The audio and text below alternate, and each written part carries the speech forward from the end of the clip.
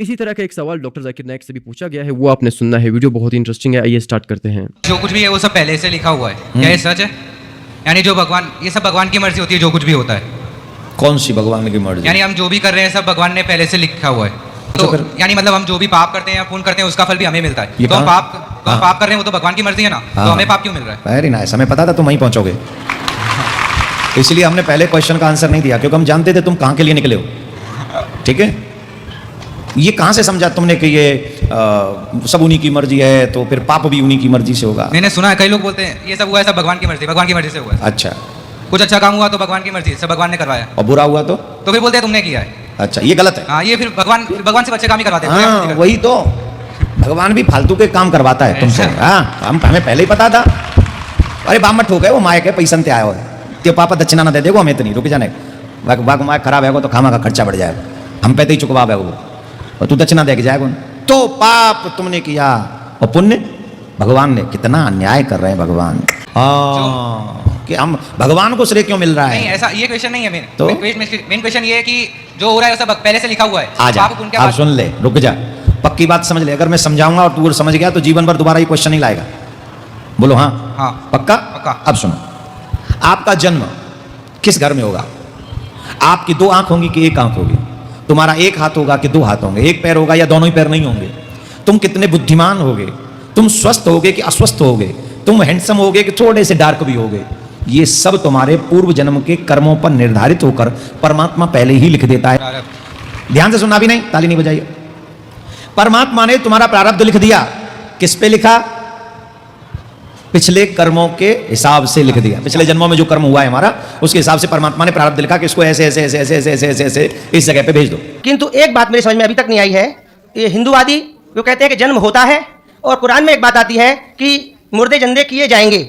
ये दो बात मेरी समझ में अभी तक नहीं आई है। हिंदू तकवा कहता है, उन्हें देखा कि जन्मवाद, कि जन्म होता है, मैंने डिस्कवरी चैनल में भी ये चीजें देखी हैं। और दूसरा कि आखिर में कुरान में कि मुर्दे जिंदे किए जाएंगे, मैंने इस बात को बहुत से पूछा है, किंतु मेरे पास इस बात का क्लियरिफिकेशन कोई भी मजहब, एक तो जन्मवादी, दूसरा जो जन्म नहीं मानता यानी मुर्दों को जिंदा करता है, समझा नहीं पाया। मैं आपसे प्रार्थना करता हूं कि इस बात को कुरान के माध्यम से और आपके माध्यम से मैं समझने के लिए आपसे गुजारिश कर रहा हूं। धन्यवाद।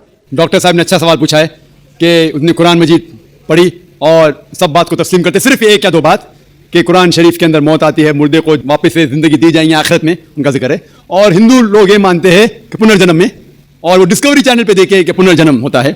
अगर आप देखेंगे सबसे ऊंची किताब हिंदू मजहब में वेद, अगर आप पढ़ेंगे पुनर की मानी क्या, पुनर संस्कृत में मतलब नेक्स्ट, अगेन, वापस से, और एक पुनर की मानी नेक्स्ट, तो पुनर्जन्म मतलब नेक्स्ट जिंदगी और एक जिंदगी।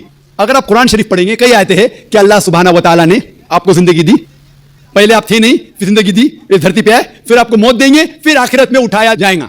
आप जो करें मुर्दों को जान दी जाएंगी आखिरत में, ये हम मानते हैं कि एक बार हम इस धरती पे आते, नेक्स्ट लाइफ इज आखिरत।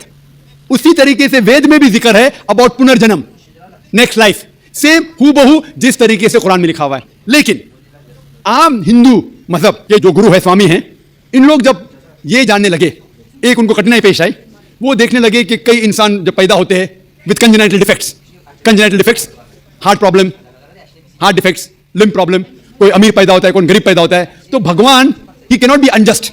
भगवान अनजस्ट नहीं हो सकता है कि कोई इंसान को हेल्दी पैदा करता है सेहत के साथ, कोई इंसान को कंजेनाइटल दिल की बीमारी से पैदा करता है, कोई इंसान को अमीर घर में पैदा करता है, कोई इंसान को गरीब घर में, तो भगवान अनजस्ट नहीं हो सकता है, ना इंसाफ नहीं हो सकता। तो ये जो स्वामी लोग हैं, इन लोग ने एक नई चीज निकाली, संस्कारा। हिंदू मजहब में कहते हैं संस्कारा, जो इंग्लिश में कहते हैं cycle of birth and rebirth, transmigration of soul, अंग्रेजी में कहते हैं ट्रांसमाइग्रेशन ऑफ सोल, क्योंकि आप डॉक्टर है, आप जानते होंगे, ट्रांसमाइग्रेशन ऑफ सोल अंग्रेजी में कहते हैं, संस्कृत में कहते हैं संस्कारा, birth death, birth death, birth death.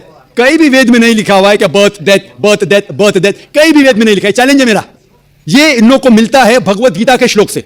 Bhagavad Gita का श्लोक चैप्टर नंबर 2 में, वर्स नंबर 22 में, उसमें लिखा हुआ है कि जब कोई शख्स अपने कपड़े निकालता है तो वो नए कपड़े पहन लेता है, उसी तरीके से रूह एक नई जिस्म में जाती है।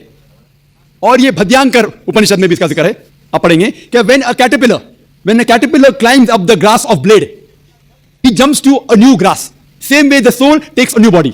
जिस तरीके से कैटरपिलर घास के ऊपर चढ़ता है और दूसरे घास पे जाता है, उसी तरीके से रूह एक नई बॉडी के अंदर जाता है। तो इस श्लोक के बुनियाद पर इन लोग ने एक फिलॉसफी पैदा की संस्कारा, कि इंसान जो कर्म के बेस के ऊपर, कर्म और धर्म की फिलॉसफी, कर्म मतलब अच्छे कर्म करोगे धन के हिसाब से तो अगले जन्म में आप अच्छे पैदा होंगे, अगर आपके कर्म बुरे होंगे तो अगले जन्म में आप हो सकता है कि लूला पैदा होंगे या लंगड़ा पैदा होंगे